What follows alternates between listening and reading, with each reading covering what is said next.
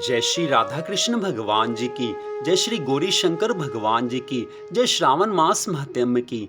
मंदिर श्री बंसी वाले महात्मा यूट्यूब चैनल की ओर से हम आप सभी भक्तों का हार्दिक अभिनंदन करते हैं। आज हम आपको सुनाने जा रहे हैं श्रावण मास महात्म्य के 16वें अध्याय की परम पावन कथा, जो कि इस प्रकार है। भगवान शिव शंकर जी महाराज आगे की कथा का निवेदन करते हुए सनत कुमार जी से कहने लगे हैं। हे सनत कुमार जी, अब शीतला सप्तमी के व्रत की कथा को, उसकी विधि को कहूंगा। श्रावण मास के शुक्ल पक्ष की सप्तमी के रोज व्रत करें। पहले दीवार में बावली लिखकर उसमें अशरीरी संज्ञक दिव्य स्वरूप धारी गिनती के साथ जल देवता लिखे।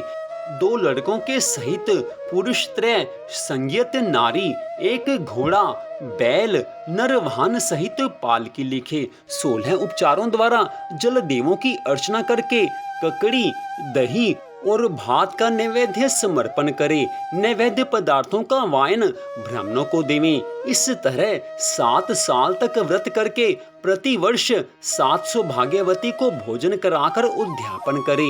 एक सोने के पात्र में 7 जल देवों की प्रतिमा रखकर लड़के के सहित उन प्रतिमा में पहले रोज सायंकाल को भक्ति द्वारा अर्चन करे। दूसरे दिन सुबह ग्रह होम सहित चरु होम करे। जिन्होंने पूर्व इसको किया था उन्हें जो फल मिला है उसे आप सुने। उस कथा को मैं आपको सुनाने जा रहा हूँ। हे सनत कुमार जी, पूर्व समय की बात है। सौराष्ट्र देश में शोभन नाम वाला नगर था। उसमें एक धनी सब धर्मों को मानने वाला निवास करता था। उसने निर्जल तथा विजन वन में वापी खुद वाई है। उसमें उतरने के लिए तथा बहुत धन खर्च करके पशुओं के निमित्त जलपानार्थ दृढ़ पत्थरों की रमणीक सीढ़ी का निर्माण कराया, जो बहुत टिकाऊ और बहुत मजबूत बंधी हुई थी, जिसके चारों ओर थके हुए पथिकों के लिए वृक्षों से संयुक्त बगीचे का सुंदर निर्माण कराया गया था। बहुत धन उसने खर्च किया है। उस बावली का पानी सूख जाने से बिंदु मात्र जल भी नहीं मिला। उसी समय दुखी होकर धनी ने कहा है कि मेरा सारा परिश्रम व्यर्थ हुआ है तथा धन भी व्यर्थ में खर्च हो गया। इस प्रकार धनी चिंता करके रात को उस बावली के पास ही सो गया है।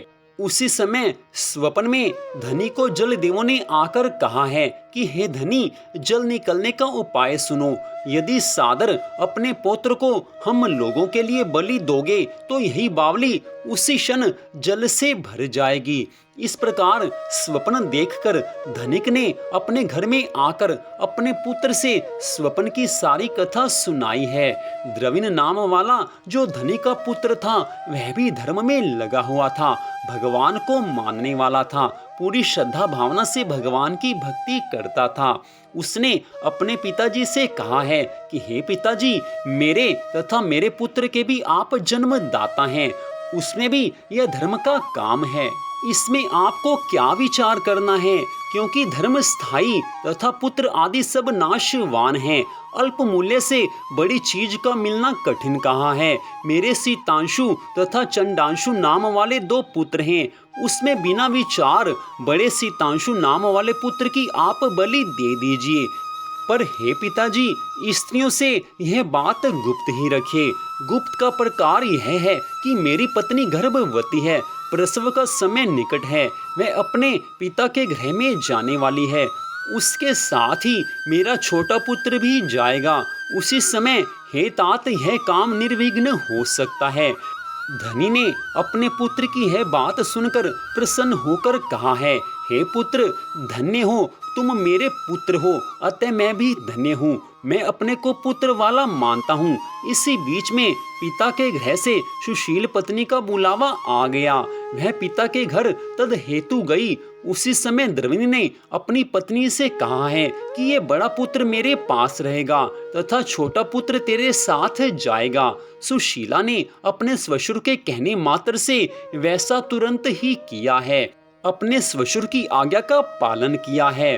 उसके जाने के बाद पिता और पुत्र दोनों ने उस शीतांशु लड़के की देह में तेल लगाकर उसको नहलाया है तथा बहुत सुंदर रमणीय वस्त्र और भूषणों से उसको विभूषित किया है। वरुण नक्षत्र पूर्वाषाढ़ा के आ जाने पर प्रसन्नता से उस बावली के किनारे पर उस पुत्र को खड़ा करके दोनों ने कहा है कि इस पुत्र की बलि से जल देवता प्रसन्न हो। उसी क्षण उस पुत्र की बलि से सुधा तुल्य जल से बावली पूर्ण हुई है, सारी बावली जल से भर गई है। उस समय पिता और पुत्र दोनों बावली को जल से भरी देखकर प्रसन्न और पुत्र के नाश से दुखित होकर अपने घर लौट आए हैं। उधर अपने पिता के घर सुशीला ने तीसरा पुत्र पैदा करके 3 मास बीत जाने पर अपने ससुराल की ओर चल पड़ी है। उसी बावली के पास आई तो उसे जल से भरा हुआ देखकर विस्मय को प्राप्त होकर उसमें स्नान करके कहने लगी हैं कि मेरे ससुर का उद्योग तथा धन का खर्च यथा उचित हुआ है। उसी रोज श्रावण मास के शुक्ल पक्ष की सप्तमी तिथि थी। सुशीला ने पूरी श्रद्धा भावना के साथ शीतला सप्तमी का शुभ व्रत करके वहीं पर ही दही और चावल मंगवाकर रमणीय पाक बनाया है। जल देवता का अर्चन करके दही और चावल और ककड़ी का नैवेद्य देकर वायन ब्राह्मणों को दे दिया है। अपने साथ वालों के सहित आपने भी उसी दही चावल और ककड़ी का भोजन किया। वहां से सुशीला का गांव 4 कोस दूर था। जब वहां से रमणीय सुंदर पालकी पर सुशीला सवार होकर घर की ओर अपने दोनों पुत्रों के सहित चली तो आपस में वे जलदेव कहने लगे हैं कि इसका पुत्र दे देना चाहिए, क्योंकि बड़ी सुबुद्धि से इसने हम लोगों की प्रसन्नता के लिए शीतला सप्तमी का व्रत किया है। इसके व्रत के प्रभाव से नवीन पुत्र दे देना चाहिए। यदि पूर्व का उत्पन्न पुत्र नहीं दिया तो हमारी प्रसन्नता का भी क्या लाभ होगा, हमारे लिए व्रत करने का भी उससे क्या लाभ होगा। इस प्रकार दयावान जल देवों ने आपस में बातचीत करके उसे जल के बाहर निकालकर विदा कर दिया। माता को देखकर पुत्र माँ के पीछे भागता हुआ कहने लगा है कि हे माता जी, ऐसा कहकर जब पुत्र ने पुकारा है तो माँ ने पीछे मुड़कर देखा है कि उसका बड़ा पुत्र उसको पीछे से पुकार रहा है। सुशीला अपने बड़े पुत्र को देखकर चकित होकर उसको गोद में बैठाकर सूंघने लगी है, पर उससे कुछ नहीं पूछा। सोचा कि यदि इससे पूछूंगी तो ये डर जाएगा। वह अपने चित्त में विचार करने लगी है कि यदि इसे यहाँ से चोर ले जाते तो इसका अलंकारों से भूषित होना बड़ा कठिन था, और यदि पिशाच पकड़कर लाए होते तो वे दोबारा कैसे छोड़ते, और घर के संबंधी गण चिंता के समुद्र में गोता लगा रहे होंगे। घर के सब लोग इस समय बड़े दुखी होंगे। ऐसा विचार करके सुशीला के अपने घर का दरवाजा आ जाने पर उसके आने का समाचार सुनकर वहां के लोगों ने कहा है। अब पिता पुत्र दोनों विचार मग्न होकर सोचने लगे हैं कि सुशीला क्या कहेगी तथा उसके पूछने पर इसका हम उत्तर क्या देंगे, उसको क्या कहेंगे कि उसके बड़े पुत्र के साथ क्या हुआ है। सब ऐसा विचार कर ही रहे थे कि उसी समय सुशीला अपने तीनों पुत्रों के साथ घर के अंदर आ गई हैं। उस समय श्वशुर तथा पति ने बड़े पुत्र शीतांशु को देखकर हैरान होकर बड़ी प्रसन्नता से पूछा है, हे भाग्यवान, तूने किस पुण्य या किस व्रत को किया था? हे भामिनी, पतिव्रता हो, धन्य हो तथा पुण्यवती हो। इस शीतांशु को मरे आज 2 महीने बीत गए, परंतु तुमने फिर इसे कैसे प्राप्त किया तथा बावली भी जल से परिपूर्ण हुई है। जाते समय यहाँ से एक पुत्र को ले गई तथा आते वक्त तीनों पुत्रों के सहित आई है। हे शुभे, वंश का उद्धार तुमने किया है। हे शुभानने, मैं क्या तुम्हारी स्तुति करूं। यों श्वशुर ने प्रशंसा की और पतिदेव ने प्रेम से देखा। सास ने भी स्तुति की है। सबके बार बार पूछने पर सुशीला ने सबसे कहा है कि यह सब सुमार्ग पुण्य का फल है। शीतला सप्तमी का व्रत मैंने विधि विधान से संपन्न किया था, उसी का फल मिला है। कि हमारा बड़ा पुत्र फिर से जीवित हुआ है।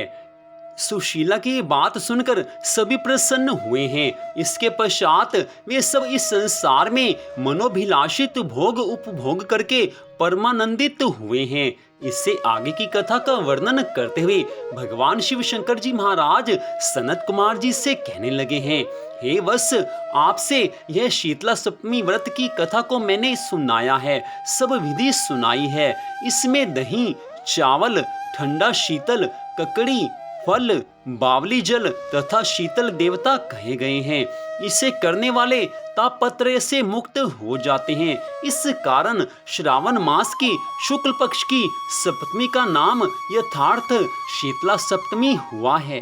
तो इस प्रकार मंदिर श्री बंसी वाले महात्मा यूट्यूब चैनल की ओर से श्रावण मास माध्यम के 16वें अध्याय की कथा को आपने सुना है। प्रतिदिन आप हमारे चैनल पर ये कथा सुन रहे हैं। आपसे निवेदन है कि श्री शिव महापुराण की कथा को भी आप हमारे चैनल पर जरूर सुनें। हमारे चैनल को सब्सक्राइब कर लीजिए ताकि भगवान की अन्य कथाओं को भी आप सुन सकें। तो मंदिर श्री बंसी वाले महात्मा यूट्यूब चैनल की ओर से इस कथा को सुनने के लिए आप सबका हार्दिक धन्यवाद। भगवान श्री राधा कृष्ण जी की, भगवान श्री गौरी शंकर जी की श्रावण मास माध्यम की कृपा सदा आप सब पर, आपके परिवार पर बनी रहे। इसी मंगल कामना के साथ जय श्री राधा कृष्ण भगवान जी की, जय श्री गौरी शंकर भगवान जी की, जय शीतला सप्तमी व्रत की, जय श्रावण मास माध्यम की।